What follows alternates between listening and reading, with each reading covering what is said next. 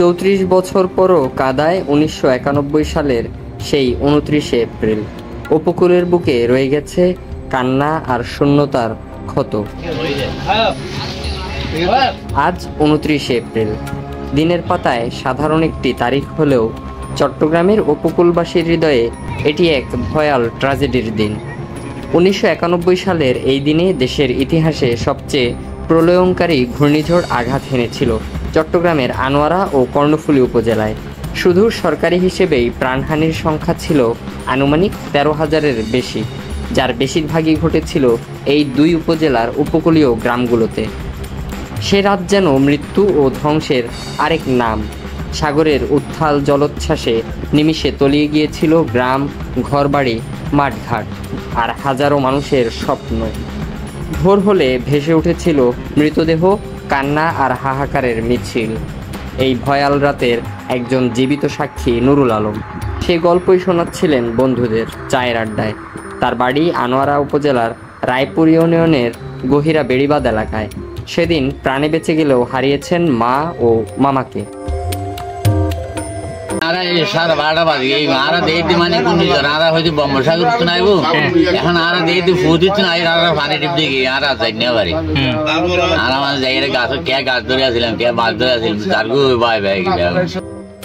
ঘূর্ণিঝড়ে সবচেয়ে ক্ষতিগ্রস্ত হয়েছিল আনোয়ারার রায়পুর, জুইদণ্ডী ও বারখাইন গ্রাম। মৃত্যুর পরিসংখ্যান তখন কেবল সংখ্যা ছিল না, তা ছিল এক একটি পরিবারের গল্প। প্রতিটি কবর ছিল এক একটি স্বপ্নের সমাধি। সেই ঘূর্ণিঝড়ের প্রত্যক্ষদর্শী জেবল হোসেন জানান, এই ঘূর্ণিঝড়ে খুব সতর্কতার সাথে আমি আমার পরিবারকে নিরাপদ স্থানে নিয়েছিলাম। আমার পরিবারের কেউ ক্ষতিগ্রস্ত না হলেও সে সময়কার টকবগে তরুণের চোখে দেখেছি লাশের পর লাশ।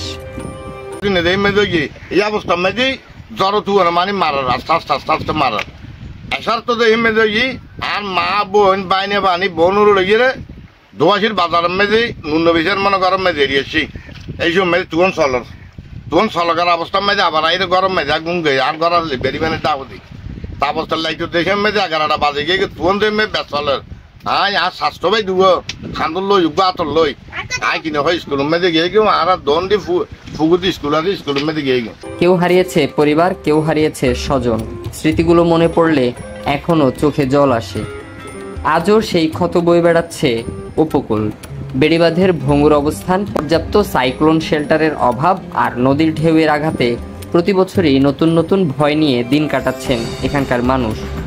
রায়পুর ও জুইদণ্ডী ইউনিয়নের বিভিন্ন এলাকায় ঘুরে দেখা গেছে বহু স্থানে বাঁধে ভাঙন দেখা দিয়েছে। কোথাও কোথাও কবরস্থান পর্যন্ত বিলীন হয়ে গেছে নদীতে। স্থানীয়দের দাবি, টেকসই বেড়িবাঁধ ও আরও আশ্রয়কেন্দ্র না থাকলে ভবিষ্যতেও এমন বিপর্যয় এড়ানো সম্ভব নয়। আড়াই বছর হওয়া গান রাখছিলাম, ওকে বাড়ি গাছ ছাড়লাম, বাড়ি গাছ তুললাম হবে নিয়ে লাইন 9টা বাজে বেরিবান বাঙালি বাঙ্গিয়ে কিছু নয় দু বাড়ি ইয়ার পরে মানুষ তো লাগালাগি মানুষ মরবে। আজ 29 এপ্রিল, কিন্তু এখানে এই তারিখ শুধু পঞ্জিকার পাতা নয়, এটি লেখা আছে উপকূলের প্রতিটি হৃদয়ে, প্রতিটি কবরের পাশে, প্রতিটি বেঁচে যাওয়া মানুষের মুখে মুখে।